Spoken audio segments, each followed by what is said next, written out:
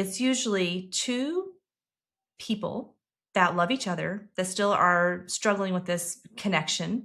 Now, sometimes there can be other things going on, but it's like, okay, I have to say up front, one of my pet peeves is if anybody says, aren't we all somewhere on the spectrum? No, we are not. But the behaviors that come with being on the spectrum are not outside the realm of human experience. Well, today we're stepping into a conversation that touches more marriages, families, and counseling office than most of us realize, and one that's often misunderstood. Most couples spend years trapped in a painful cycle of disconnection. One partner feels lonely, unseen, emotionally starved, and the other one feels constantly criticized, confused about what went wrong, and exhausted by trying. These couples could have read every book, attended every retreat, sat across from skilled counselors, and nothing seems to land. But what if the missing piece isn't a lack of love or even a lack of effort, but a fundamental difference in how each brain is wired to connect? Our guest today has spent over 2 decades helping couples, clinicians, and ministry leaders recognize the exact missing piece. So welcome, Dr. Stephanie Holmes. It's good to be with you. And she is a certified autism specialist, a neurodiverse marriage specialist, and a board-certified Christian counselor through AACC. She holds a doctorate in education from Abilene Christian University, is an ordained minister, and the founder of Autism Spectrum Resources for Marriage and Family and the International Association of Neurodiverse Christian Marriages. She's also a co-author of the book Uniquely Us, Gracefully Navigating the Maze of Neurodiverse Marriage, Autism and Faith, written alongside her husband, Dr. Reverend Dan Holmes, with a foreword by Tony Atwood. So Dr. Stephanie, it's such an honor to be with you today. Welcome to our show. I've very much been looking forward to this conversation. We've had some scheduling issues, but I'm so excited we made it happen today. We did. We had some faux pas back and forth between the two of us, but we got it on the calendar and we've been dedicated and we're going to make it happen. Even though there's been some internet issues today, it's like, yes, we're doing this. So I'm so glad that we are. And I'm excited to hear all that you have to say. And so the first question that I want to ask, and just for our audience, for someone who might be listening right now, who's quietly wondering for years if their spouse might be on the spectrum, what are the most common signs that finally give it away? Okay, so in the research that we did, usually most of our couples have been through 5 to 7 counselors, clergy, marriage helpers. And so it's usually two people that love each other that still are struggling with this connection. Now, sometimes there can be other things going on, but it's like, okay, I have to say up front, one of my pet peeves is if anybody says, aren't we all somewhere on the spectrum? No, we are not.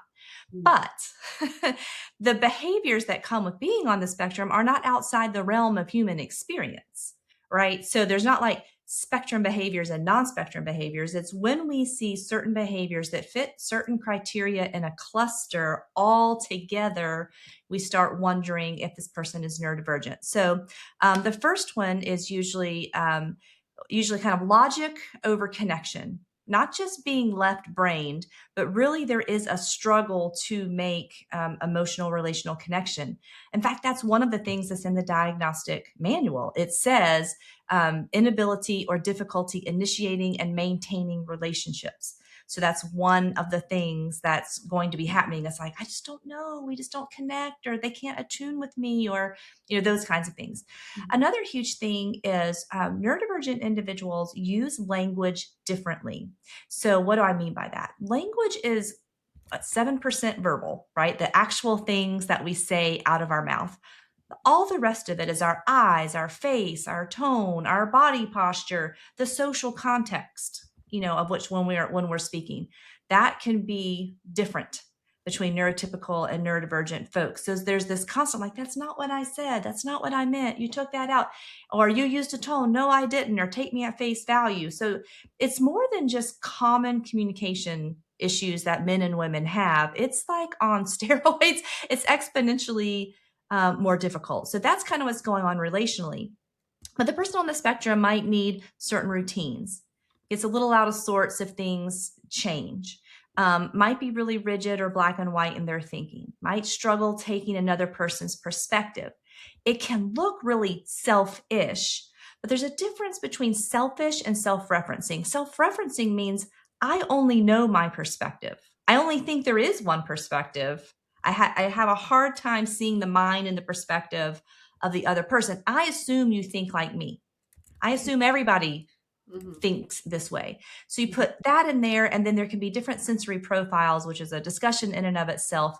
But all of those things kind of coming together make the criteria for autism spectrum.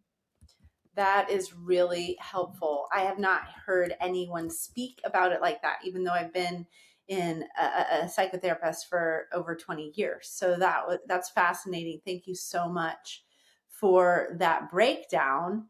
And I'm just thinking, even as a marriage therapist, that I often hear spouses get very frustrated, right? And they say, "I think my spouse, my husband, my wife may be neurodivergent on the spectrum.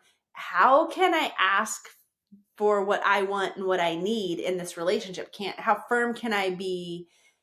Can I expect them to grow and mature? Can they be different? Is this just my plight in life? Is this what I have to put up with if I choose to stay married to this person? Or if I feel called, as Christians, right? I feel called to stay in this relationship, but I don't feel fulfilled. What can I expect?" Okay, that's a loaded question. There's so many things. All right, so we have our neurotype, right? We're neurotypical or neurodivergent, but then there's all this stuff with attachment and family of origin and temperament and personality and our faith system and what does it teach us about marriage. So there's a lot of complexities. But what I feel comfortable saying is if a person on the spectrum doesn't have a lot of that extra stuff of like patriarchy and chauvinism and all that kind of stuff, and they're really willing to do the work, Mm-hmm. the life model approach, I can only tell you it's revolutionized, is the only word I can explain for my own marriage. My husband, who's on the spectrum, who applies life model things to his own life.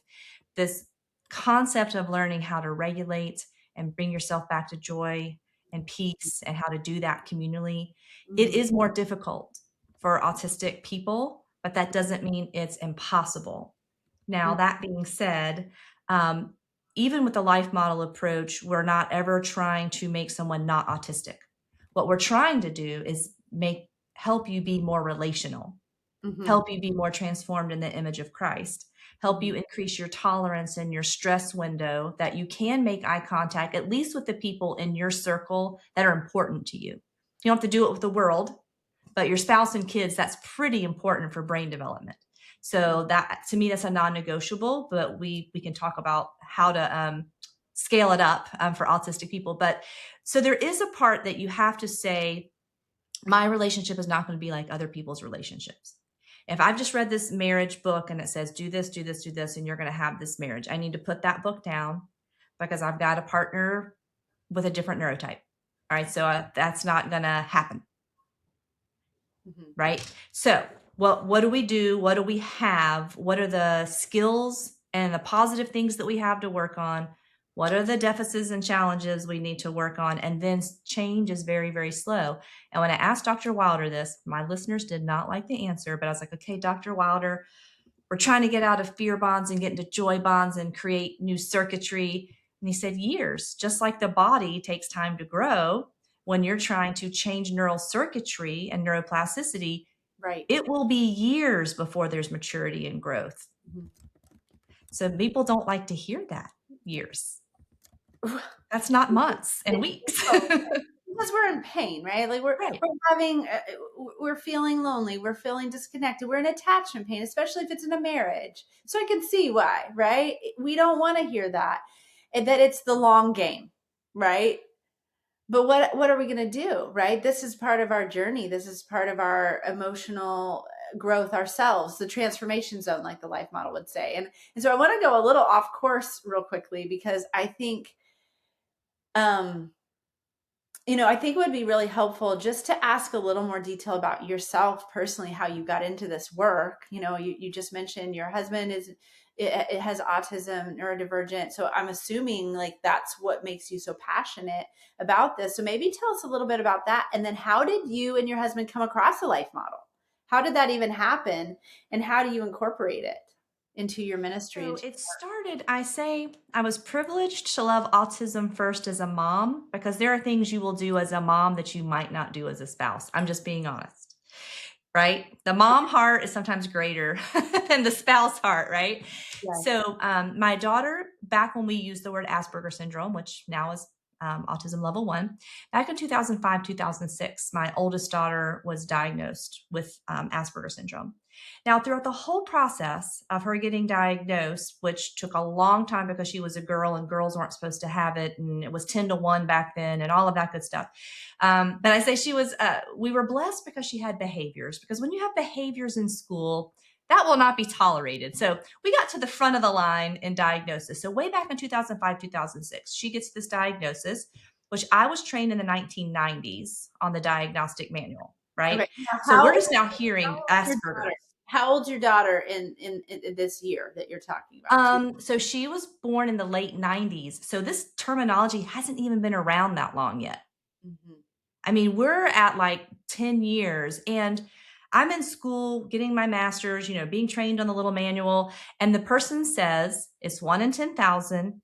These individuals will not get married. They will not come to therapy. They don't even want to be in relationships. You Wow. really need to understand Asperger's syndrome to differentiate it from other things, but don't worry about it. You'll never see it. Somehow, maybe because Asperger's syndrome sounds interesting, like that was just stuck in my brain. So when my daughter was having these issues, I was like, wait a minute, is this that word I was never supposed to encounter? Is this what that is? Because she's genius, she's brilliant, but she's got these, I mean, I've confessed this before. We didn't know, but we would call her Rain Man sometimes. She didn't know what Rain Man was, but everybody, when I said it, most people knew that. And so we don't do that anymore because that's not nice. But I was like, you know what? I keep saying that a lot about she's acting like Rain Man, but she's so brilliant, but she kind of gets stuck on these things. So the whole time we're going through the process, my husband's like, well, I do that. Well, I say that. Well, I don't think that's weird or off. Why does that have to have a label? Labels don't help. And I'm like, I'm a clinician at this point. Labels do help. Labels inform treatment and labels inform change. Mm-hmm. So this whole time I had thought he was pushing back on her diagnosis. And what we come to find out, he was self-identifying even back in 2005. But it just wasn't clicking. So fast forward all the way to 2014, I'm at a conference learning about autistic adults because my daughter's about ready to go into high school, college, and that was kind of my thing. I would always learn about the next level of life so I could kind of help her prepare for it. So they're talking about autistic adults, and he's going, and I'm just sitting there like, and I'm just kind of staring at him, and my face changed so much. The speaker said, the lady in the second row has just figured out her spouse is on the spectrum. And I was like, what? I cannot believe what I'm hearing. And I called my husband and I was like, can you meet me for lunch? I had this like big news, and we're like sitting there eating. And I was like, I think you're on the spectrum. He's like, I've been trying to tell you that for years. And I was like, no, you said you and Sydney were similar. You didn't use the exact words. Like, I think I'm on the spectrum. You're a little late to the game, honey. And part of it is Dan and I known each other since I was like 9, 10. He was 11, 12. So he was always just Dan to me. And he was always quirky. He was always the outlier. And that's one of the reasons I fell for him, because he wasn't like the other guys. And so there was just like, no, that's just Dan. That's just how he is. He's just different, a little quirky, and he's brilliant. So, and he didn't have any of these behaviors like Sydney did. She was constantly in trouble, whereas Dan was never in trouble. So back in 2014, 2015, we started kind of changing the way we looked at ourselves and our marriage and our relationship. He didn't officially get diagnosed till 2019. But he got that, and then he's like, okay, if we're going to do this, and we're going to call ourselves this, and we're going to go public as being a neurodiverse Christian couple, I want the official label.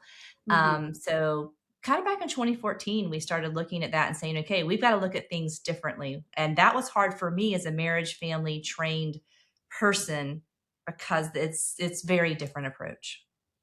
Yeah, that makes a lot of sense. Oh, wow. What a story. And I think it really helps as, as you speak intelligently and from this lens of understanding about all you know about autism spectrum and how it applies in relationships, for us to hear that story. You came from not understanding to revelation and understanding, and during a time when it wasn't commonly accepted or understood as being as common as it is, right? And so now Dr. Stephanie, tell me how the life model comes into that. At what point did you and your husband find out about the life model? And tell us the story. I want to hear. Okay, so it's kind of a funny story. We had new pastors at the time. In fact, they just resigned and they moved today. They're moving on. But so it's kind of fortuitous we're having this discussion. But they had come on board. They had just they were in seminary, and they had just come across the other half of church. Hmm. And so I've kind of talked about, neuroscience and the brain and neuroplasticity. And, I do that a little bit differently. And back then I was a counselor. Now I'm doing coaching. And so she's like, I found this book you're really going to like. And I was like, oh, okay. Because she was a pastor, it was like, she's just trying to get me to read some kind of discipleship book. I don't want to do a small group, right? Because every pastor, when they come into a church, they have the new thing that how they're going to do small groups and how it's going to be. And I'm like, I'm done. I'm pushing 50. I don't want to read another book on small groups. Mhm. So she would always ask me, have you read it? Have you gotten it? And I was like, and then a colleague, actually, who I just got off the phone with before we got here, she was like, listen to this podcast. And so she sent me this podcast, and it was about joy and joy in the brain. And I listened to it, and then I downloaded the whole thing and listened to the whole series in like a weekend. I sent it to my pastor, and she wrote back in all caps, this is the book I am trying to get you to read. And I was like, She's like, oh, and I told Dr. Wilder, I was like, the other half of church, that's just not engaging. It feels like something you're not going to enjoy reading. He said he wanted to call it what? Left brain church or half brain church. I was like, I would have read half brain church. I would have. yeah, So exactly. that kind of got me into it. The podcast, I think maybe Michael Hendricks did part of that podcast too. But the excitement for me was neuroplasticity, joy, peace, eye contact. These are skills that can be learned. We can practice them. This is not try harder, just get over it, just grieve, white knuckle it. Like, this is things that can change. And that became so hopeful. Again, not because I want the autistic person not to be autistic, but if we all are more relational and we all can learn to regulate and bring ourselves back to joy and peace and breathing. Oh my goodness, just being in touch with your body and breathing. It was like, this all makes sense. And it kind of dovetails into polyvagal and other things about calming your nervous system. So, and it's neurotheology. I mean, it So was you exciting. It you was an became exciting day. you were all in at the go as soon as you actually followed through and attached to some of the content. Now, what year was that, Dr. Stephanie? It was, I think, 5 years ago. So we're kind of in our fifth year. Okay. We had started another book that kind of was doing some of the same thing about emotional healthy spirituality, where you would look at Yeah. your maturity levels and where you needed to mature. A Yes. little bit different than how Dr. Wilder did it, but it still got the concept Right. of Right. you have these spots where you're less mature and you can grow and choose to fill those gaps. Pete Scazzero's curriculum. Yes. Right. Yeah. So I was really into that before the life model as well. And I still love it, but that was like my jam. And then I came across the life model and I was like, oh, this is like it's like times 1 million, Right. like in terms of like the big picture of it, the science behind it, and just the implications for the church. right? And the ministry of ministering to the hearts of people and finding our own way, right? In terms of helpers and how we do this in our personal life. So what I'm hearing is that the life model, like where you've been doing the work in the neurodivergent populations for years, it's touched your personal life. You now, it's part of your ministry, your calling, your occupation, profession. I'm assuming that the life model has shaped the way you see the neurodivergent situation. So how would you kind of blend the two? How are you bringing, like, and I guess you kind of mentioned it earlier that your husband's using these concepts. You're seeing that the life model concepts, the relational skills and such are really helpful for couples. So can you speak to that a little bit more? Yes, so we kind of started kind of blending emotionally healthy relationships, which the Pete Scazzero with the life model principles. One of the reasons is emotionally healthy relationships, that course teaches scripts, which scripting is something that is super helpful. I mean, and I would tell my neurodiverse couples, I was like, look, the Scazzeros wrote this for non-autistic couples. If non-autistic couples need to have some guidelines for communication, how much more do we need them to stay on track? Yes. And it gives you, this is a expectation conversation. This is a ladder of integrity conversation. This is a conflict resolution. So we kind of started with that, but it kind of wasn't enough. I mean, it was a skill, which was good, teaching an actual skill, but the concept of self-regulating, since that can be very difficult in a neurodiverse marriage for the autistic partner, whose amygdala or fight or flight system is just kind of set on high and can go into fight or flight, freeze or fawn really quickly. A skill that you can learn to regulate yourself. If you're the partner and you have a person that gets really big and really scary and angry, that dysregulates you, dysregulates your central nervous system. Or if the person, if they don't get big, they shut down and go away, that also feels like abandonment. So now that also upsets your central nervous system. So it's like, okay, everybody here is out of sorts. We can't learn and grow and connect together. I think it's the Holmes Clause in their book says, if you're Yes. trying to protect, you can't connect. Mm. Our brain won't let us do both at the same time. So we need to calm down and For the create personal safety, Mhm. attachment to Jesus. And Mhm. there's sometimes a lot of problems. I didn't realize I had my own fear bonds with Jesus based on my upbringing. So Mhm. fixing that attachment and then working on our relationship, each doing your own individual work, but together. And then a huge thing in our practice now, our coaching practice is we won't onboard you if you won't do a group. So we believe that group identity and doing things in a group is so important for your growth. And I'll get pushback, obviously, from autistic people, but like, I'm sorry, this is Yes. part of how your orbital prefrontal cortex did not develop. You were not in groups and community. So we're going Yes. to do that now. Love that. Wow, that's so intuitive. Thank you so much for saying that. It's so true, right? So you're like, not that you want to shove anybody away, but you're saying, hey, if you want to actually do this, you're going to need to be a part of a community because, like Life Model says, and that we're changed in community. It's in what is there's a quote in loving community with safe people. It's how we become who we're designed to be, right? And so I think that's from Joyful Journey. But I think you're mentioning the Landscapes of the Soul book with the Holst Clause. And so you and I are connected to a lot of the same curriculum. I love that.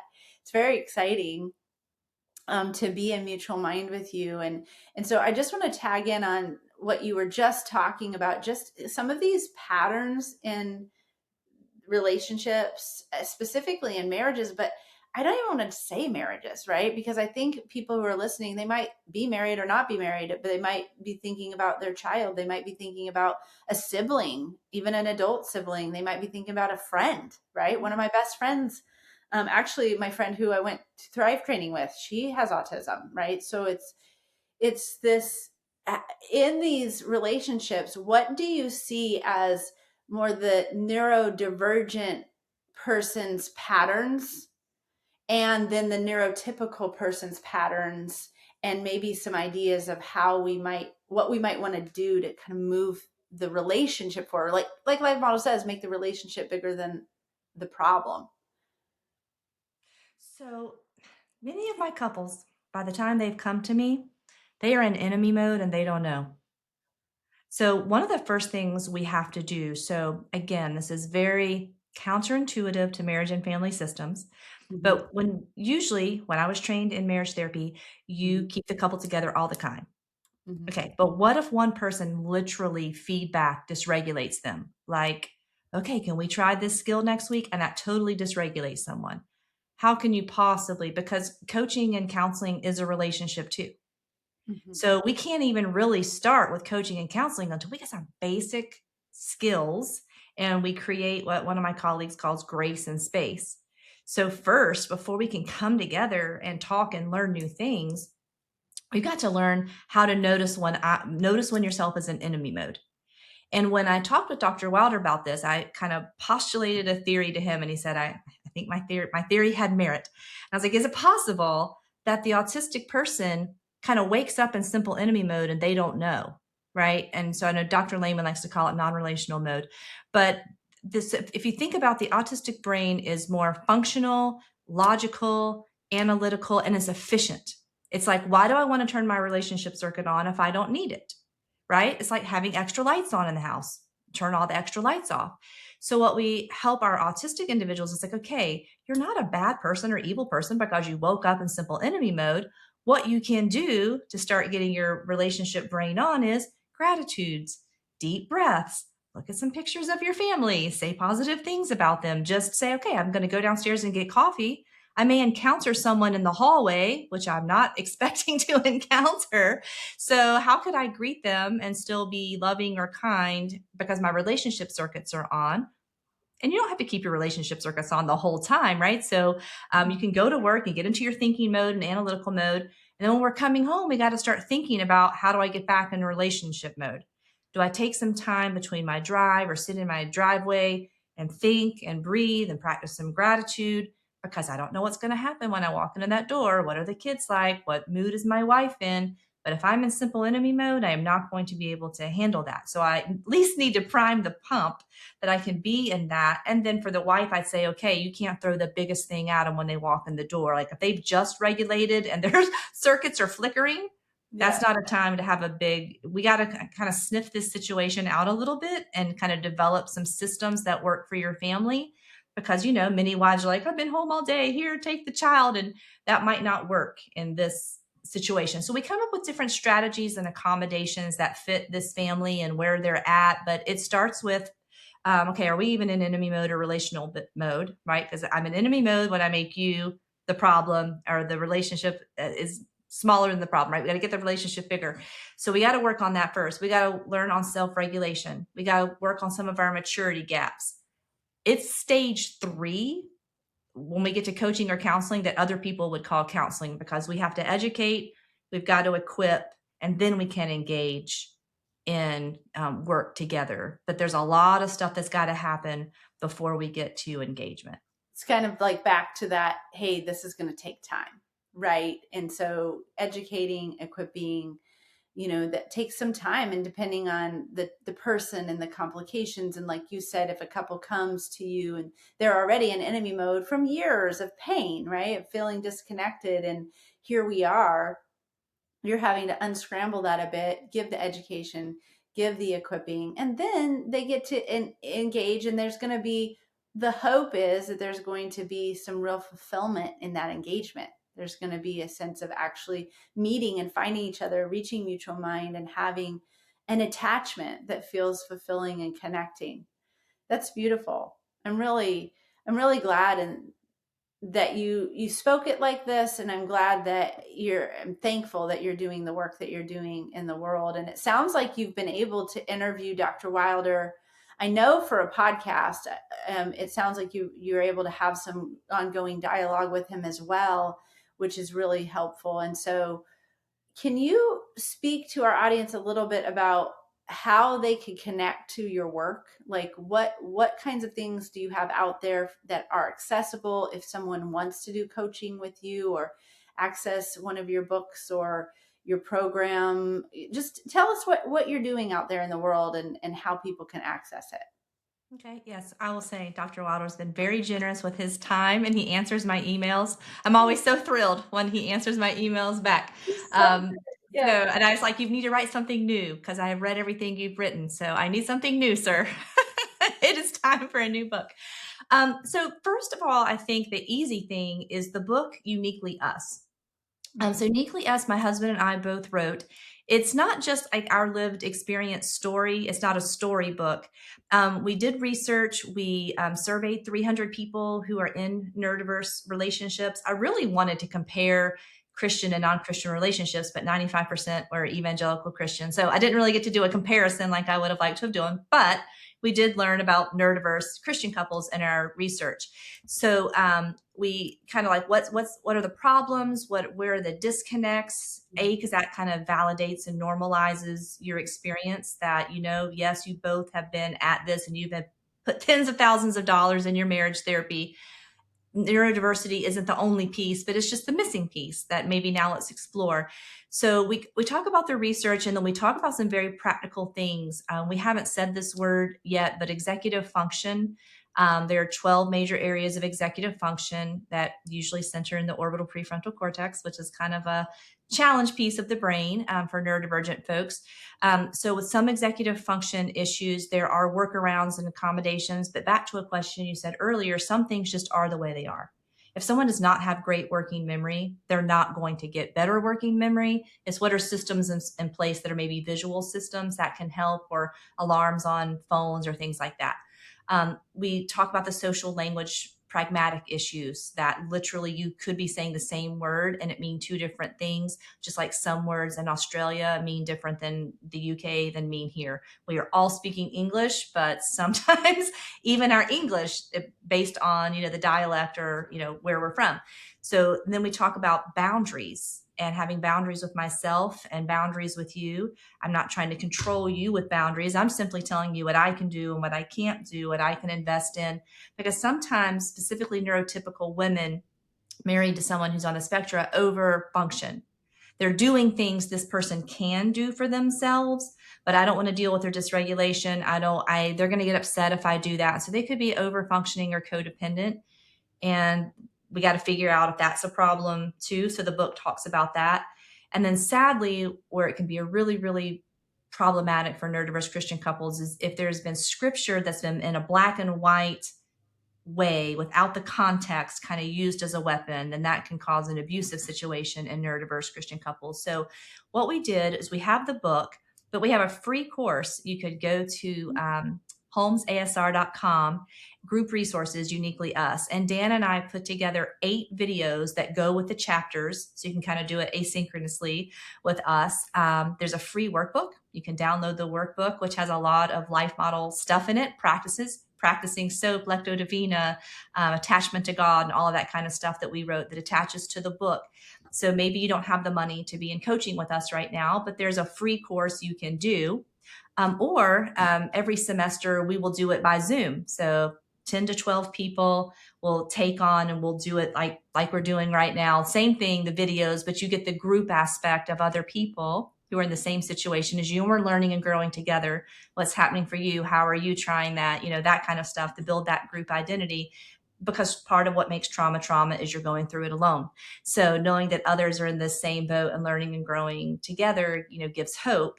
For some people who aren't willing to grow, then it's just annoying. But that is the main way. And then we're constantly putting out new podcasts, Neurodiverse Christian Couples and Dr. Wilder and all the life model people. There's like 1 or 2 on my collection. I haven't gotten on there yet because I can't find them.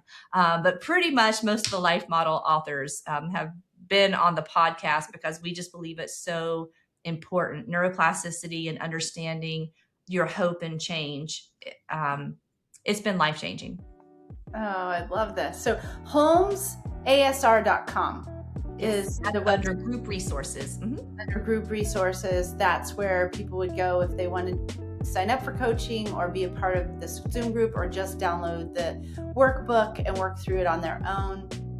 So lots of options. I'm assuming Uniquely You is available on Amazon. All the places where books are sold, I'm supposed to Oh, say. are sold. Oh, that's great. Well, wonderful. Well, this is amazing. And so your website, I'm sure, is at all of the. I'm sorry, your podcast is probably on all the podcast areas as well, Spotify and YouTube and Apple Podcasts. So that's wonderful. So lots of resources. You're continually putting them out there and just really doing your work in the world. I'm really excited about it, really thankful for what you're doing, Dr. Stephanie, and for your husband as well. And I'm thankful that you joined me for this conversation today. I think it's going to be a real blessing to our audience as they are mental health counselors who are looking to change personally so that they can be more effective professionally as well. So I just really appreciate it. Thank you so much. And until we meet again.